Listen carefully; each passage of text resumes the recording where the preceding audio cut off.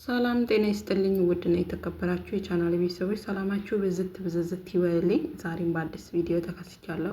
ለዚህ ቤት አዲስ ከሆናችሁ ቻናሉን ሰብስክራይብ ያደረጋችሁ አበረታቱኝ። ቪዲዮን ሲጀምሩ በላይክ ጀምሩ። ሰብስክራይብ ለምታደርጉኝ እጅግ አድርጌ አመሰግናለሁ። እንግዲህ እና አበጋዝ እዚህ ጋር እንደምታዩት በፌክ ፎቶሾፕ አንስተው ያው ትላንትና ፎክሮ ዝቶ በእኔ ሳልፈልግ እየገፋፋችሁኝ ነው ማለትም በቅርቡ ቀለበት አደርግላታለሁ እናንተ እንደዚህ የምትገፋፉኝ ከሆነ ያኔ ደግሞ እስኪ ምን እንደምትሆኑ አያችኋለሁ፣ ወይ ትታነቃላችሁ ወይ ትሰቀላላችሁ እያለ እንግዲህ ትላንትና ደረቱን ድንድን አድርጎ በቃ አለ አይደለ የሆነ ጀብድ ተሰምቶት ሲያወራ ነበርና ዛሬ ደግሞ ጓደኛው አቤላ የሚባለው ልጅ በራሱ ፔጅ ላይ እንግዲህ ፖስት አድርጓል። ይሄ ፎቶ በነገራችን ላይ ኦሪጂናል ፎቶ አይደለም፣ ሁላችንም የምናውቀው ነው እንግዲህ የኤአይ ይመስለኛል። እና ይሄ ማለት እንግዲህ ትላንትና ፎክሯል ዛሬ ተግብሯል እንዲባልና የሆነ እንዴት ነው ጀብድ እንደተሰማ ወይ ደግሞ አብርሃም ያለውን ወይ ተገበረ እንዲባል ነው ይሄን ያደረገው ማለት ነው። በነገራችን ላይ ሩታዬ በእንደዚህ አይነት ነገር የምትሸወድ ወይ ደግሞ በእንደዚህ አይነት ነገር የሆነ የሷን ቅስም ለመስበር የሷን ልብ ለመስበር ምናምን መስሏችሁ ከሆነ ተሳስታችኋል። እውነት ለመናገር ግን ትላንትና በተለቀቀው ቪዲዮ ሩታዬ ራስሽን ብታስከብሪ ጥሩ ነው።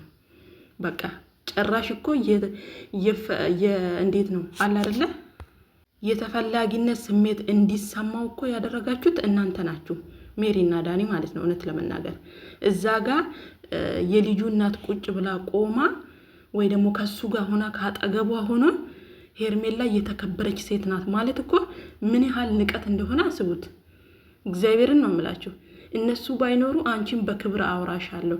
እሷን ስታከብራት ነው እነሱን ማክበር የምትችለው ሲጀመር ማለት ነው። እና ትላንትና የመጣችዋን ሴት ውሽማ የተባለችዋን በውሽማ ሴት ሚስቱን፣ ትዳሩን፣ የልጁን እናት በውሽማ የሚቀይር ሰው ለመጀመሪያ ጊዜ ያየሁት እኔ አብርሃምን ነው እውነት ለመናገር። እና ሄርሜላም ያው እንደሱ ስለሆነች ነው እቅድ የሌላት ነገን ማታቅ ዛሬን ብቻ በልቼ ልሙት የምትል ልጅ ስለሆነች ነው። እሱም ማሳዩን ስላገኘ ለዛ ነው እንደዚህ ልቡን ንፍት አድርጎ ደረቱን ነፋ አድርጎ እየተናገረው ማለት ነው። ስለዚህ መለማመጥ አያስፈልገውም እውነት ለመናገር። ማን ስለሆነ ነው እሱ የምትለማመጡት? ሲጀመር ልጁን ራሱ አለማሳየት ሲጀመር አልፈልግም ብሏል እኮ ጋይስ። አይታችሁታል አይደል? እንደ ሜሪን ጆሮዋ ላይ አፉን ጆሮዋ ላይ አድርጎ አልፈልግም የንቀጥቅ ማለት ምንድነው? ትላንትና አብርሃም ቀምሶ የመጣው ጋይስ እኔ ግራ ገብቶኛል በራሴ በኩል። እኔ አብርሃም ራሱ እየመሰለኝ አይደለም። የትላንትና የተለቀቀው ቪዲዮ ላይ አብርሃም እየመሰለኝ አይደለም። ሲጀመር ደግሞ እንደዚህ አይነት ንቀት እያሳያችሁ በሱ ቻናል ፖስት የምታደርጉት ማን ስለሆነ እንዴ? ድራማም ቢሆን እኮ በሷ ቤት አትለቅም እንዴ? ሩታ ሲጀመር ሲበዛ የዋህ ናት። እግዚአብሔርን ነው የምላችሁ ሲበዛ ማለት ነው። ማን ስለሆነ ነው እሱ እናንተ መግቢያ ሰርታችሁ እናንተ ቪዲዮ ቀርጻችሁ በሱ ቻናል በሱ ፔጅ የምትለቁት እንዴ? አትለቁም እንዴ? በእናንተ አይለቀቅም እንዴ? በሩታዬ የምሬን ነው የምላችሁ ጋይዝ። እና በዚህ አጋጣሚ ሩታ በዚህ ልክ ራስሽን ክብርሽን የሚነካ ነገር አይምሮሽን የሚነካ ነገር ለንግግሩ እንኳን ትንሽ ለከት የሌለው አብርሃም ማለት ነው። ትላንትና አብረን በልተናል፣ ትላንትና አብረን ጠጥተናል፣ ደጉንም ክፉንም ማጣትን ማግኘትን አብረን አሳልፈናል ብሎ ትንሽ እንኳን ህሊናው ያላሰበለት እሷ ጋር ቆሞ ከፍ ዝቅ እያደረገ እየተናገራት አይደለም አንድ ልጅ 10 ልጅ ደርድር እያለ እየተናገራት ጭራሽ ይባስ ብሎ በሱ ፔጅ ፖስት ማድረጋችሁ ማን ስለሆነ ነው? እግዚአብሔርን ነው የምላችሁ። የዋህነቷ ጥግ ነው። ሲቀጥል ደግሞ ማለት ነው ለምንድን ነው ሩታ የምታለቅሰው? አልገባኝም። እሱ ነበር እኮ ማልቀስ የነበረበት ጋይዝ። የምሬን ነው የምላችሁ። ደግሞ ጠብቁ፣ በቅርቡ ያለቅሳል አብርሃም። ጠብቁ። እቺ ደስታ እቺ እፍፍ እንደው ሳምንትና 15 ራሱ አትቆይለትም። ከሄርሜላ ጋር ቢያጨበጭብ ምን ቢል ምን አብርሃም የሆነ ቀን መጥቶ ሩታ ላይ በእግሯ ላይ ቆሞ ወድቆ እንደሚንበረከክ እርግጠኛ ነኝ። የምሬን ነው የምላችሁ። እና ቆፍጣን በይ ሩታዬ፣ ቆፍጠን በይ በቃ። ሲጀመር ይሄ ቢመጣም እኮ ምንም አይጠቅምሽም። እኔ በምን አይነት መንገድ ልብሽን እንደሰረቀው በምን አይነት ቁልፍ ልብሽን እንደዚህ እንደቆለፈው ለሌላ ሰው ልብሽ እንዳይከፈት በምን እንዳደረገ እግዚአብሔር ይወቀው። ወይ እናትሽና እህትሽ እንዳሉ የሆነ ነገር አስነክቶ ከሆነ እኔ እሱ ፈጣሪ ይወቀው። ጋይስ የምሬን ነው የምላችሁ፣ ያስብላል። ምክንያቱም እንደዛ ልቧ እየደነደነ እንደዛ ቆፍጣና የሆነች ሴት ዛሬ ላይ ተመልሳ እሱን ብላ ስታለቅስ፣ በስተመጨረሻው ስታለቅስ እኔ በጣም ነው ያዘንኩት። እንዴ ለሱ ማልቀስ የለብሽም እናቴ። ለምን ማን ስለሆነ ነው እሱ ለሱ ይለቀስለት እንጂ እሱ ያልቅስ እንጂ አንቺ እኮ ማልቀስ የለብሽም። ስንት ፈተና ስንት ውጣ ውረድ ያየሽ ልጅ እኮ ነሽ። ጌታ ማልቀስ የለባትም። ይወራዳ ይሆነ ማለት ነው። እሷ ማን ስለሆነች ነው ደግሞ የልዑልን ፎቶ ቤቷ የምትሰቅለው? እዛው ሬሳውን ትስቀለው እንጂ እሱ ነው ጌታ።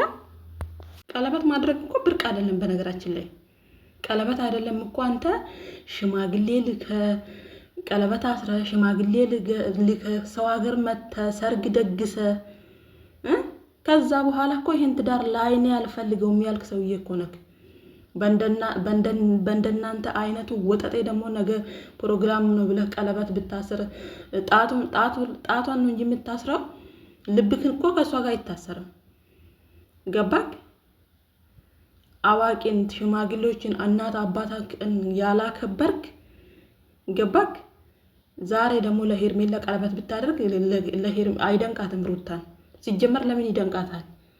ምክንያቱም ትዳርን የሚያክል ነገር ያፈረስክ ሰውዬ፣ ትዳርን የሚያክል ነገር እንደዚህ ከፍ ዝቅ እያደረክ የምትናገር ሰው